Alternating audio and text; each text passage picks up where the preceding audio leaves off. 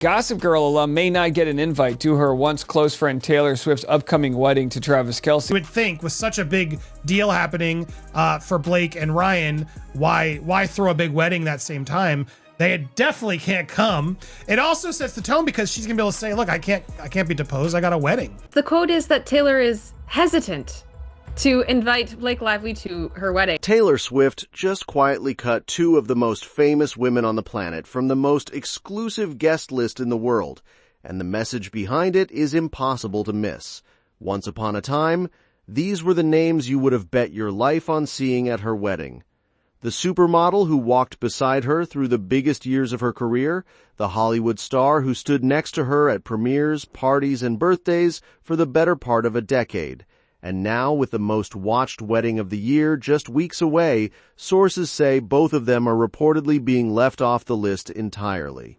The two names reportedly on the outside are Karlie, Kloss, and Blake Lively. And if you have followed Taylor for any length of time, you know exactly how loud that silence is. These were not background friends. These were front-row, inner-circle Ride-or-Die names from the era when Taylor's squad was the most photographed friend group in entertainment. To leave them out is not an oversight. It is a decision, a deliberate, carefully considered line drawn in the sand right before the biggest day of her life. We all know the trial for Blake and Justin is starting on May 18th. A month later would be June 13th. So this wedding date would happen during what people assume will be the Blake Lively Ryan Reynolds trial. The fact that she's going to set and potentially have a wedding during that period, pretty telling. Here is what is reportedly driving it. Because the reason matters even more than the names. The cuts are reportedly being framed around two words: trust and discretion. Sources describe Taylor going through what amounts to a quiet, methodical reassessment of loyalty. She is asking a question that almost nobody in her position ever has to ask out loud. Who can actually keep a secret? And the answer, reportedly, has reshaped one of the most celebrated inner circles in modern celebrity history. People who were once untouchable are reportedly finding themselves on the wrong side of that line. Not because of some dramatic public fallout, but because the standard for getting through the door has changed completely. And that change reportedly traces straight back to Travis Kelce, because while Taylor is the one making the calls, sources say Travis is the one pushing hardest for total privacy. The couple is reportedly planning to marry on or around July 3rd in New York City. Taylor Swift and Travis Kelce are officially tying the knot, and their wedding date and location have now been revealed. According to a source who spoke to Page 6, save the dates have already gone out, confirming that the couple's big day is set for July 3rd in New York City. And Travis reportedly wants the day locked down so tightly that nothing escapes. No leaks, no tipped-off photographers, no surprise faces. For a man who has spent his entire career performing in front of stadiums full of people, the one thing he reportedly wants for his wedding is the opposite of a spectacle. He wants it sealed.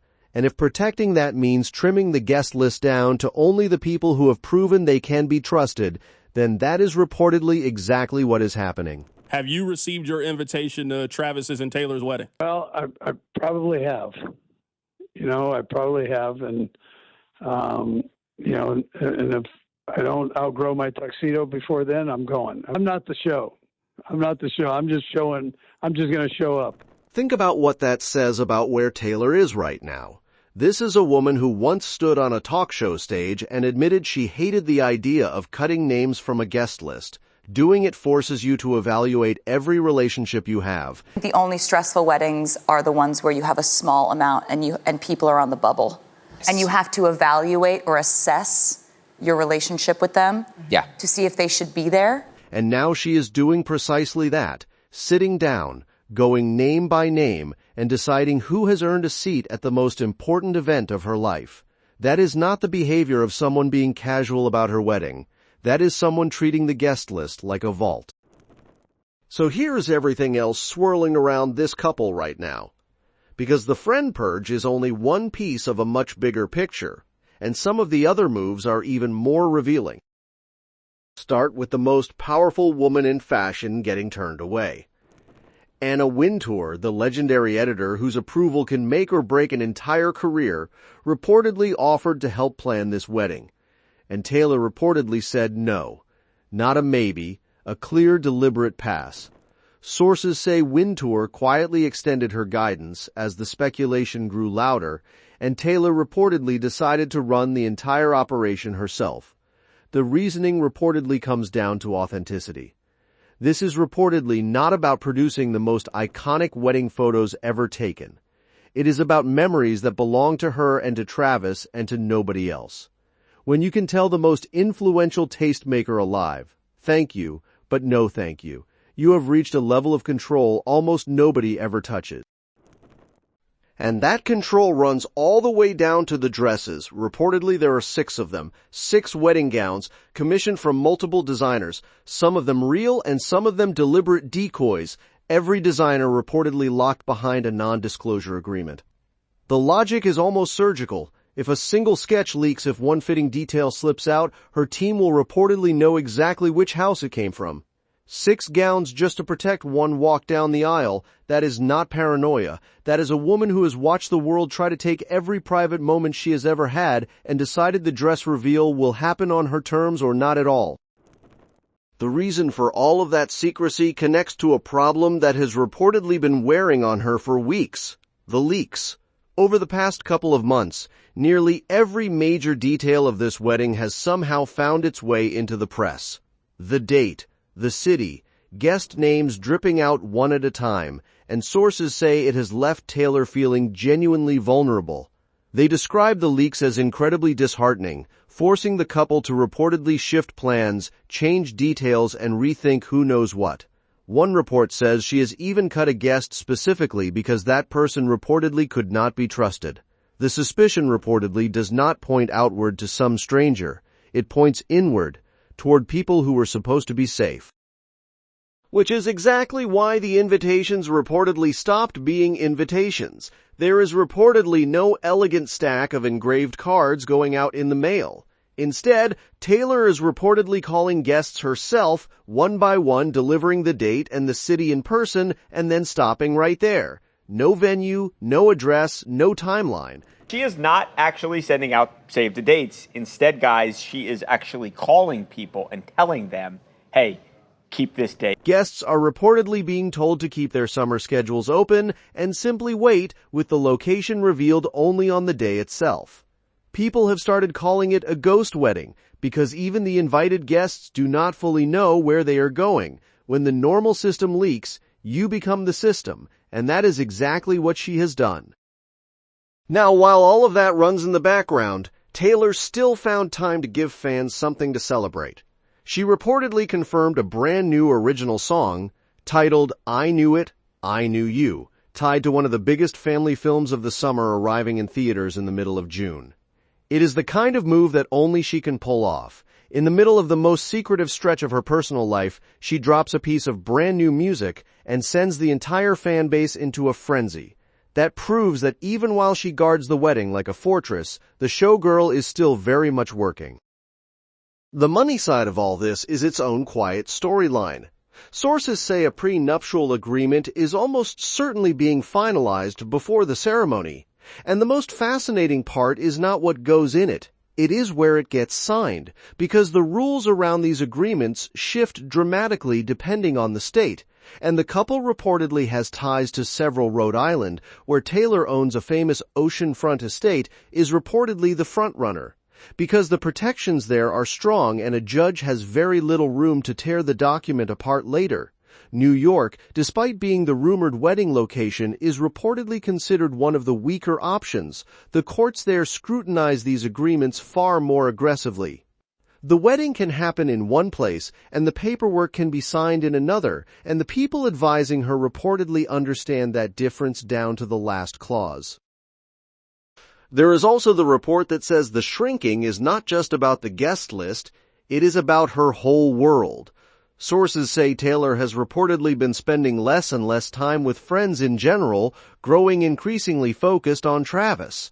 One insider describes her world as having gotten much smaller with him right at the center of it. The two of them reportedly would rather have a quiet dinner for two than attend a celebrity-packed party almost every time. It sounds like a love song until you remember that a smaller world is exactly what a person builds when they have decided they only want people in it they can completely trust. Travis, meanwhile, has been making his own headlines. He reportedly bought a minority stake in his hometown baseball team, the franchise he grew up loving, calling himself a kid from the Heights living the dream. Skull Guards, baby! It's a dream come true for a Cleveland kid. Any Cleveland kid would be through the roof right now, and I'm happy to be the honorable one to get to do it for us, man. The move instantly set off jokes online, with fans wondering whether the bride was quietly funding the whole thing and asking if it was secretly a wedding present. And at a recent playoff game, sitting courtside with Taylor beside him, he reportedly pulled off a beer chug so enthusiastic that his own brother roasted him for it on their podcast. His brother teased him for having no class while the crowd ate it up. The internet would beg to differ, you classless. You're a role model, Travis. You cannot be out there chugging beers in public. I'll chug this accelerator right now. It was a classy chug, Jason. All right, didn't spill one drop. Didn't crush the can. I'm on the hardwood floor at an NBA game. Could have got messy. It was a smooth, classy chug to get the people going. That is Travis in a sentence. Fearless, loud, completely himself, with the most famous woman alive right next to him, loving every second. And even the music world keeps circling back to Taylor. One of the biggest names in hip-hop reportedly released new work featuring a friendship bracelet motif tied directly to her Eras tour, paired with a lyric that name-checks her outright. The same artist has previously called her the biggest force in the music game, and once reportedly held back his own release rather than collide with hers on the charts. Whether the tribute was deliberate or not, the internet read it the same way. A quiet nod to exactly who sits at the very top. So here's the bottom line. Taylor is reportedly cutting former best friends from the wedding guest list, with Karlie Kloss and Blake Lively both reportedly left off. The decision is framed around trust and discretion as Travis pushes for total privacy on the rumored July 3rd New York wedding. She reportedly turned down Anna Wintour's offer to help plan the day. She reportedly commissioned 6 gowns, several of them decoys, with every designer under a non-disclosure agreement. The leaks have reportedly left her feeling vulnerable and questioning who to trust. That is why she scrapped paper invitations and is calling guests personally with the date and city, but never the venue. She reportedly confirmed a brand new song tied to a major summer film. The prenup is reportedly being finalized, with Rhode Island the front runner and New York the riskiest. Her social world is reportedly shrinking with Travis at the center, and Travis bought a stake in his hometown team, got roasted for a courtside beer chug, and a hip-hop heavyweight slipped a bracelet tribute about her into his latest release. 31 days until July 3rd. The squad that once ruled the internet is being quietly trimmed. The dresses are guarded like classified files. The invitations come by phone and stop short of the address. And the message underneath all of it is the same one Taylor keeps sending in louder and louder ways. This wedding is not being built to impress the world. It is being built to protect the only 2 people who actually matter on that day. And if that means a few legendary names watch from the outside, then that is a price she has reportedly already decided she is willing to pay. That's all for this video, folks. See you next time.